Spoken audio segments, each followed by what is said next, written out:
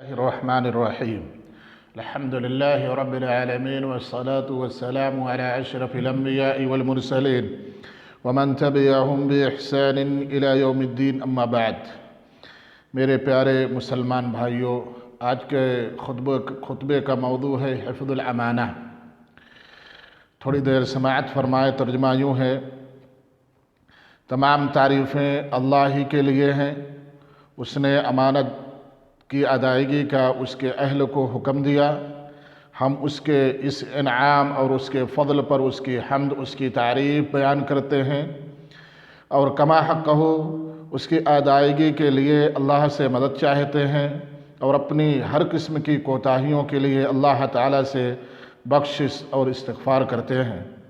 بے شمار درود و سلام ہو الصادق الامین نبی کریم صلی اللہ علیہ وسلم پر، آپ کے اصحاب اور آپ کے ازواج اور آپ کے تمام قیامت تک آنے والے متبعین پر۔ اللہ کے نیک بندو، اللہ کا تقوی اختیار کرو جیسے کہ تقوی اختیار کرنے کا حق ہے، اور اس کی اطاعت و فرما برداری کو بجا لاؤ۔ یاد رکھو، امانت کو اللہ رب العالمین نے زمین و آسمان پر پیش کیا، مگر وہ ڈر گئے اور اس کا بوجھ اٹھانے سے انکار کر دیا۔ لیکن انسان اس کی عظمت، اس کے حقوق سے جاہل تھا، نادان تھا، اور اس نے اس بوجھ کو اٹھا لیا۔ اللہ تعالیٰ فرماتا ہے: اِنَّا عَرَضْنَا الْأَمَانَةَ عَلَى السَّمَاوَاتِ وَالْأَرْضِ وَالْجِبَالِ فَأَبَيْنَ أَنْ يَحْمِلْنَهَا وَأَشْفَقْنَ مِنْهَا وَحَمَلَهَا الْإِنسَانُ إِنَّهُ كَانَ ظَلُومًا جَهُولًا۔ اسلامی بھائیوں، اللہ کے نیک بندو، آپ نے اللہ کا فرمان سن لیا۔ اس کا معنی ہے ہم نے آسمانوں اور زمین اور پہاڑوں کے سامنے امانت کو پیش کی، پھر انہوں نے اس کے اٹھانے سے انکار کر دیا اور اس سے ڈر گئے، اور اسے انسان نے اٹھا لیا۔ بے شک وہ بڑا ظالم اور بڑا نادان تھا۔ اسلامی بھائیوں، امانت انسانوں میں سب سے مکرم انبیاء اور ان کے سردار میں محمد الرسول اللہ صلی اللہ علیہ وسلم کی صفت ہے۔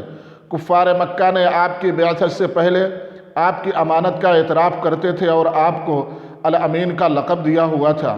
اللہ تعالیٰ نے اپنے کتاب کریم کے اندر مومنین کی اس عظیم صفت امانت کا ذکر کیا ہے۔ اللہ تعالیٰ نے سورۃ المومنین میں کامیاب مومنوں کی صفت بیان کرتے ہوئے فرمایا: والذین هم لاماناتهم وعہدهم راعون، اور جو اپنی امانتوں اور اپنے وعدہ کا لحاظ رکھنے والے ہیں۔ اللہ تعالیٰ نے امانت کی ادائیگی اور اس کے حق کو ہمارے اوپر فرض قرار دیا ہے، جیسا کہ اللہ تعالیٰ کا ارشاد ہے: ان اللہ یأمرکم ان تؤدوا الامانات الی اہلها، سورہ نساء آیت نمبر 58۔ بے شک اللہ تعالیٰ تمہیں حکم دیتا ہے کہ امانت والوں کو پہنچا دو، اور ہمارے نبی کریم صلی اللہ علیہ وسلم نے ہمیں وصیت کی ہے کہ ادِ الامانہ الی من ائتمنک ولا تخن من خانک، رواہ الترمذی۔ جس کی امانت تمہارے پاس ہے انہیں واپس لوٹا دو، اور اگر کوئی خیانت کرے تمہارے ساتھ تو تم خیانت مت کرو۔ اللہ کے نیک بندو، امانتوں کی پاسداری کرو۔ امانت اور ایمان دونوں جدا نہیں ہو سکتے۔ امانت کو ایمان سے جدا نہیں کیا جا سکتا، بلکہ اللہ نے امانت کو ایمان کی علامت، ایمان کا حصہ قرار دیا ہے۔ اللہ کے نبی صلی اللہ علیہ وسلم نے فرمایا: لا ایمان لمن لا امانت لہ، جس میں امانت داری نہیں اس میں ایمان بھی نہیں۔ اس کو امام احمد رحمہ اللہ نے ذکر کیا ہے۔ اسی طرح سے اللہ کے نبی کریم صلی اللہ علیہ وسلم نے امانت کو ضائع کرنے اور اس کے اندر خیانت کرنے کو نفاق کی نشانی بتائی ہے۔ میرے پیارے مسلمان بھائیوں، اللہ تعالی ہم پر رحم فرمائے۔ یاد رکھو، امانت ہر چیز میں داخل ہے، چاہے وہ عبادات ہوں یا معاملات ہوں۔ اللہ کا دین اسلام ہمارے لیے امانت ہے۔ اللہ کی کتاب قرآن کریم ہمارے لیے امانت ہے۔ اس کی دعوت و تبلیغ امانت ہے۔ ہم سب اس کی پاسداری ضرور کریں۔ اسی طرح سے تمام فرد عبادات امانت ہیں، لہذا صلاۃ نماز یہ ہماری گردنوں میں امانت ہے، اس کے بارے میں پوچھا جائے گا، اس لیے اس کے اوقات میں اس کی پابندی کرنا امانت داری ہے تمام شروط کے ساتھ۔ میرے پیارے مسلمان بھائیوں، اس کا خیال رکھیں کہ ہم کر کیا رہے ہیں، امانت داری یا امانت میں خیانت۔ اسی طرح سے زکوٰۃ امانت ہے، روزہ ہمارے لیے اللہ کے درمیان امانت ہے، حج بھی امانت ہے، ایمانداری، عہد اور وعدے کی پابندی امانت ہے، لوگوں کے درمیان خرید و فروخت یہ ساری چیزیں امانت ہیں، اولاد کی تربیت بھی امانت ہے، صحت، آنکھ، کان، ناک، دل و دماغ یہ اللہ کی امانت ہے، اور ان قریب قیامت کے دن ہم سے ان کے بارے میں سوال کیا جائے گا۔ ارشاد باری تعالی ہے، ان السمع والبصر والفؤاد كل اولئک کان عنہ مسئولا، سورہ اسراء آیت نمبر 36۔ بے شک کان اور آنکھ اور دل ہر ایک سے اس کے بارے میں باز پرس ہوگی۔ اسی لیے اللہ رب العالمین نے امانت میں خیانت کرنے سے منع فرمایا ہے۔ اللہ تعالیٰ فرماتا ہے، یا ایہا الذین آمنوا لا تخونوا اللہ والرسول وتخونوا اماناتکم وانتم تعلمون، اے ایمان والو، اللہ اور اس کے رسول سے خیانت نہ کرو اور آپس کی امانتوں میں بھی خیانت نہ کرو حالانکہ تم جانتے ہو۔ اور سب سے بڑی خیانت اللہ کے مومن بندوں کی ہے، جو ان کے مال کو باطل طریقے سے کھاتے ہیں، جھوٹ بول کر، دھوکہ دے کر، غبن کر۔ اسی طرح سے عمومی ذمہ داریوں کا مالک ہونا بھی امانت ہے۔ اسی طریقے سے بعض لوگ حقوق میں ٹال مٹول کرتے ہیں، بعض لوگ تنخواہوں کے اور حقوق کو ٹالتے رہتے ہیں، لٹکائے رہتے ہیں، یہ بھی امانت ہے۔ اسی طریقے سے عمومی ذمہ داریوں میں بھی امانت ہے، جیسے قاضی، تعلیم اور صحت وغیرہ کے شعبے میں کسی عہدے پر کام کرنا، یہ ساری کی ساری چیزیں امانت ہے۔ میرے پیارے مسلمان بھائیوں، اللہ کے نیک بندوں، ایک شخص آپ علیہ السلام کے دربار میں آیا جو بدو تھا، اس نے آیا اور سوال کیا۔ پہنچتے ہی آپ علیہ السلام صحابہ اکرام کے درمیان گفتگو کر رہے تھے، اس نے پہنچتے ہی سوال کیا، متی الساعہ، قیامت کب آئے گی؟ آپ علیہ السلام صحابہ سے گفتگو کر رہے تھے، اپنی گفتگو میں مشغول رہے۔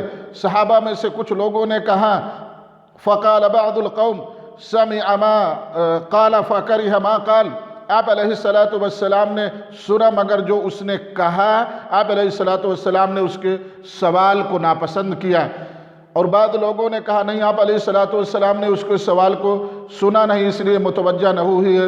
یہاں تک کہ آپ علیہ السلام کی جب گفتگو ختم ہوئی تو آپ علیہ السلام نے کہا، این اراہ السائل عن الساعہ، قال ہا انا یا رسول اللہ۔ آپ علیہ السلام نے کہا، وہ سائل سوال کرنے والا کہاں ہے؟ اس نے کہا، ہاں یا اللہ کے رسول، میں ادھر ہوں۔ آپ علیہ السلام نے کہا، فَإِذَا ضُيِّعَتِ الْأَمَانَةُ فَانْتَظِرِ السَّاعَةَ، جب امانتیں ضائع کر دی جائیں، برباد کر دی جائیں تو قیامت کا انتظار کرنا۔ اس نے کہا کہ یا رسول اللہ، امانتیں ضائع کرنے کا کیا مطلب ہے؟ آپ علیہ السلام نے فرمایا، اذا اسد الامر الى غیر اہلہ فانتظر الساعہ، رواہ البخاری، کما قال علیہ السلام۔ جب معاملات غیر اہل لوگوں کے ہاتھ میں آ جائیں یا ان کو سونپ دیا جائے تو قیامت کا انتظار کرنا۔ میرے پیارے مسلمان بھائیوں، اسی طریقے سے ابو ذر غفاری رضی اللہ تعالی عنہ آپ علیہ السلام کے پاس آئے، کہتے ہیں کہ میں نے عرض کیا، اللہ کے رسول، کیا آپ مجھے عامل کہیں کا ذمہ دار نہیں بنائیں گے؟ آپ علیہ السلام نے میرے کندھے پر ہاتھ مارا اور کہا، ابو ذر تم کمزور ہو، تمہارے ایک کمزور کندھے امارت جیسی امانت داری کا خیال نہیں رکھ پائیں گے، امانت کا بوجھ نہیں اٹھا پائیں گے، اور قیامت کے دن شرمندگی اور رسوائی کا باعث ہوگی۔ مگر وہ شخص جس نے اسے حق کے مطابق قبول کیا اور اس میں جو ذمہ داری اس پر عائد ہوئی تھی اس سے اچھی طرح بخوبی ادا کیا، وہ شرمندگی سے اور رسوائی سے مستثنی ہوگا۔ اسی طرح نبی اکرم صلی اللہ علیہ وسلم نے فرمایا من استعملناہ علی عمل فرزقناہ رزقا فما اخذ بعد ذلك فهو غلول۔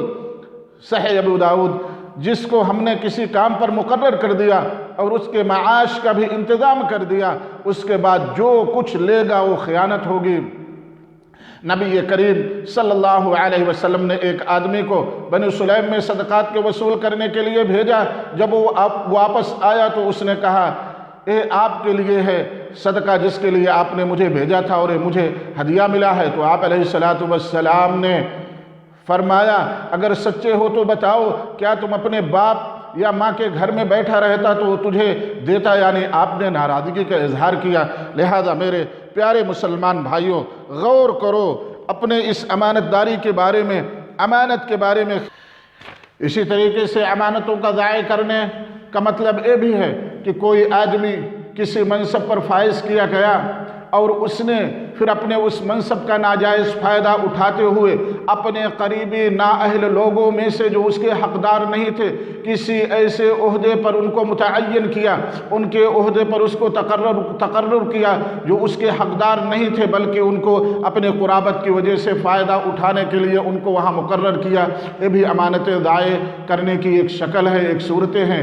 اسی طریقے سے ایک ظاہری شکل یہ بھی ہے کہ جو کسی جگہ پر ذمہ دار بنا دیا جائے، جو مال عام میں سے ہو، بغیر حق کے کسی اپنے دوست اور کسی قرابت دار کو عطا کرے، اور یہ بہت بڑا فساد اور جرم ہے۔ اللہ تعالیٰ اس سے راضی نہیں ہوگا۔ اس میں آپ علیہ السلام کی حدیث موجود ہے، گواہی موجود ہے۔ اسی طریقے سے میرے پیارے مسلمان بھائیوں، اللہ کا تقوی اختیار کرو، اللہ کے نیک بندو، اللہ کے اس جو دی ہوئی ہمارے پاس امانتیں ہیں اس کو پورا کرنے کے لیے اللہ سے ڈرتے رہو اور اللہ سے سوال کرتے رہو۔ تقوی اللہ کے امانتوں میں سے ایک ہے ہمارے پاس جو کچھ موجود ہے، ہم ہر معاملے میں اللہ کا تقوی اختیار کریں، کیونکہ اللہ تعالیٰ نے اپنے حکم میں ہمیں تقوی اختیار کرنے کا حکم دیا ہے۔ اپنے قرآن میں، اپنی کتاب میں اللہ تعالیٰ نے ہمیں تقوی اختیار کرنے کا کہا ہے۔ اللہ فرماتا ہے سورہ بقرہ آیت نمبر 281 میں وَاتَّقُوا يَوْمًا تُرْجَعُونَ فِيهِ إِلَى اللَّهِ، تقوی اختیار کرو، اس دن کے لیے ڈرو اللہ سے جس دن سب کو اللہ کی طرف لوٹنا ہے۔ ثُمَّ تُوَفَّى كُلُّ نَفْسٍ مَا كَسَبَتْ وَهُمْ لَا يُظْلَمُونَ، پھر تم سب کو